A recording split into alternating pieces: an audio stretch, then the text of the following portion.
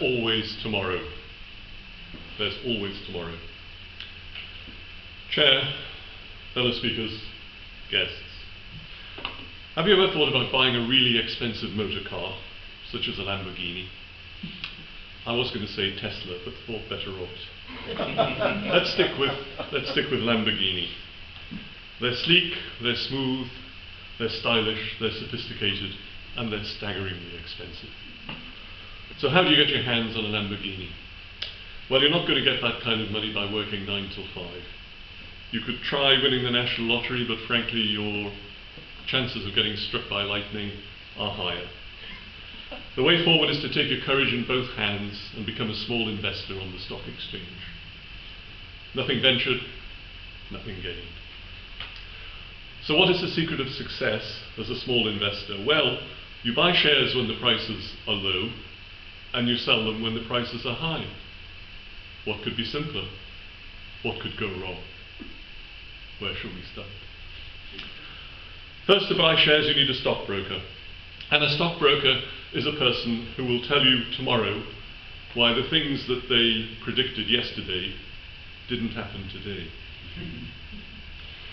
And when you buy shares, the transaction is called an execution. But don't be worried about that. You're not going to get the chop just yet. You'll have noticed that when we speak of stockbroker, the word broke appears in the title. That could be a clue as to how things are going to work out for you, but let's press on. In these digital days, you can contact your broker by internet or by phone, or just go round to their office. If you do go round to the office, be careful where you park your bicycle. You don't want to scratch their Rolls Royce. And how does the stock market work? First, it's called a bear market. That's bear as in grizzly bear. If more people want to sell shares, then there are people who want to buy shares. And that's usually when the big institutions, the grizzly bears, buy shares on the cheap, and the small investor, that's you, gets a hammering. Second, it's called a bull market, as in those ferocious things with horns. If more people want to buy shares, then there are people who want to sell them. So the small investors rush in and buy shares because they seem attractive, and the big institutions stomp around like bulls and sell off the shares that they don't really want at ridiculous prices. And the small investor, that's you, gets a hammering. Now you might have noticed there's a pattern here, but don't be discouraged because you can always rely on the FTSE. Now the FTSE is not something that you played under the table at junior school. It's the Financial Times and London Stock Index of those absolutely reliable companies that just can't possibly fail or go broke, but sometimes do. Royal Bank of Scotland, British Home Stores, and a few others, just to mention. Now you can play FTSE in stock exchanges all over the world. London, Paris, New York, Hong Kong, not Cardiff, because they'd never find their way through the traffic, would they? So the shares that you bought in London today can be traded in Hong Kong tomorrow, and wow, you're a global trader. You may have seen on the news that they always ring a bell when these stock markets open. I don't know why, I guess it's just a tradition. But it reminds me of that tradition in the fairground. You know the one where a man puts 3 cups on the table and moves them round, and one of them rings a bell. But you can never guess which is the one that rings the bell, because the bell is up his sleeve. And now you're getting more of a clue of how the stock markets work. So let's take a look at 4 days in your life as a small investor. You've read it all up, you know what you're doing, you've read the Financial Times, you've seen The Economist, you're a small investor. Day 1. Your broker tells you that you have bought commodities at fixed rate bonds at preferential rates on the Tokyo Stock Exchange. Also, you are spread betting at fixed odds against the price of gold. And you are holding futures in coffee production in Brazil. Terrific. What could go wrong? Let's look forward to tomorrow. Day 2. Your broker tells you that you are suffering from downside exposure. That doesn't sound good.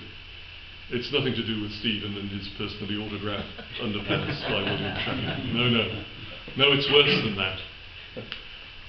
Shanghai held out against coffee futures, which caused commodities to dip. And there are currency fluctuations in Berlin. Goodness knows what's happening in Cardiff. £25 to park in John Lewis. What kind of investment is that? Now, your broker is not discouraged. He tells you that the London market is rising and there will be a short window of opportunity to dive through. Now, you may never have seen a short window, but as you jump through this one, your broker tells you to buy shares in a tin mine in Venezuela. It's on the up. It's the thing people are investing in. Everyone's investing in it, he'll tell you. Even Elon Musk is investing in it. So what could go wrong? Take courage and invest. Just think about the Lamborghini. There's always tomorrow. Day 3. First, the bad news. Your broker tells you that the tin mine in Venezuela didn't actually exist. Sad, but there you are. Perhaps there are tin mines elsewhere in the world, but he says things are looking up. He has invested in a company called Donald Trump Enterprises, which has a guaranteed contract to build a wall between the USA and Mexico, a surefire success. The price of the shares is rising and there's always tomorrow. Day 4. Bad news. Trump Enterprises has gone bust. The bricks didn't arrive in time and the Mexicans refused to pay for the wall. But luckily, because you are a preferential shareholder, you will get 1 penny for every pound you invested. And that's, well, look at it this way, that's just enough to buy you a decent wash leather and a bucket. Because sadly, the only way you're going to get your hands on a Lamborghini is to go and get a Saturday job at the local car wash and wait until one turns up. And as you're washing away, you'll probably realise that the driver who turns up in the Lamborghini looks suspiciously like your stockbroker. But you might as well get on with it, because as a small investor, let's face it, you're all washed up. But never mind. As any stockbroker will tell you, there's always tomorrow.